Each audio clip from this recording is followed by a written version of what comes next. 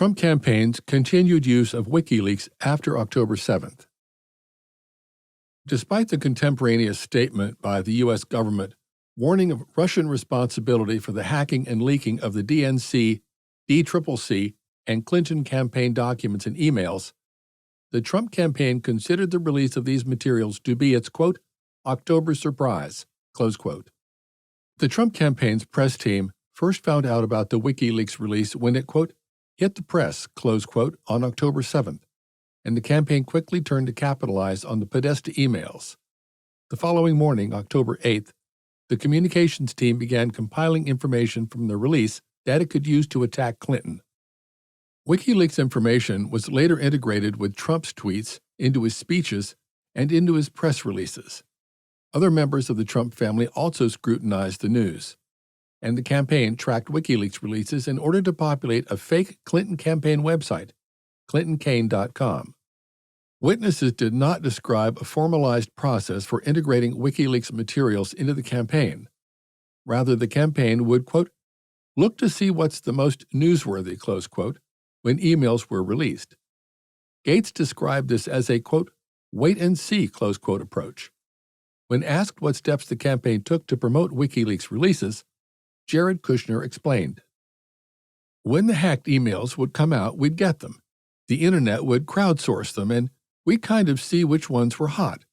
And then we would kind of debate ways to try to get them out further, whether it be having the candidate read them at rallies or tweet about them or whatever it is, close quote.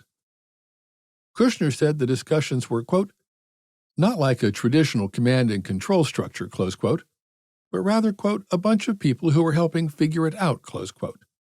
Participants included Trump and his senior campaign officials, such as Dan Scavino, Hope Hicks, Bannon, Kushner, Stephen Miller, and Jason Miller. While the campaign was using the WikiLeaks documents, Trump cast doubt on the assessment that Russian government hackers were responsible for the hack and leak campaign. At the second presidential debate on October 9th, Trump asserted, quote, maybe there is no hacking, close quote. In testimony to the committee, Stephen Miller claimed that the campaign did not know who was responsible for the hacks, quote, one way or the other, close quote. But this uncertainty did not stop Trump or campaign officials from minimizing Russian involvement at other times, suggesting that it was an, quote, absurd claim, close quote, to say that the Kremlin was promoting the Trump campaign and that, quote, the DNC did the hacking as a distraction, that the Democrats were putting it out, that the Russians were responsible, and that it was unlikely that the Russians did it, or that nobody knew it was Russia, and it could also be China or lots of other people, close quote. According to Gates, the campaign was, quote, not concerned with how or who hacked, close quote, the documents, but just sought to release emails as quickly as possible. Among the theories espoused by Trump campaign officials, Manafort expressed the belief that the Ukrainians were responsible, not the Russians. Gates said that this, quote, parroted a narrative Konstantin Kilimnik often supported, close quote. According to Gates, Kilimnik also asserted that the hack could have been done by, quote, Russian operatives in Ukraine, close quote. Gates was not aware of Manafort asking Kilimnik to, quote, reach out to his Russian contacts, close quote, about the source of the leaked materials, and was not himself asked to contact Kilimnik about it. The committee has determined that this theory espoused by Kilimnik and Manafort has no factual basis. Gates and others also decided to promote the story that a DNC insider had been involved in the hacks. Within the campaign, there was no policy that governed using materials released by WikiLeaks. To the contrary, the campaign treated the releases as just another form of opposition research. Bannon's view was that, quote, anything negative that comes out against an opponent is clearly helpful to a campaign, close quote. According to Stephen Miller, quote, it would have been political malpractice not to use the WikiLeaks material once it became public, close quote. Gates described a, quote, growing belief, close quote, within the campaign that Assange was, in fact, assisting their effort. Rather than regulating the campaign's use of WikiLeaks material, Trump praised and promoted WikiLeaks repeatedly in the closing month of the campaign. October 10, 2016, quote, this just came out. WikiLeaks, I love WikiLeaks, close quote. October 12, 2016, quote, this WikiLeaks stuff is unbelievable. It tells you the inner heart. You gotta read it, close quote. October 13, 2016, quote, it's been amazing what's coming out on WikiLeaks, close quote. October 31, 2016, quote, another one came in today. This WikiLeaks is like a treasure trove, close quote. November 2, 2016, quote, WikiLeaks, it sounds like, is going to be dropping some more. If we met tomorrow, I'd tell you about it tomorrow, close quote. November 4, 2016, quote, getting off the plane. They were just announcing new WikiLeaks, and I wanted to stay there, but I didn't want to keep you waiting. Boy, I love reading those WikiLeaks, close quote. Using Trump to promote WikiLeaks was a deliberate strategy employed by the campaign, not only in his remarks, but also on social media. In mid-October, Ivanka Trump tasked the campaign's senior officials, including Bannon, Scavino, Stephen Miller, and Jason Miller, with preparing 2 Trump tweets every day linking to WikiLeaks content, which, she said, would help, quote, refocus the narrative, close quote.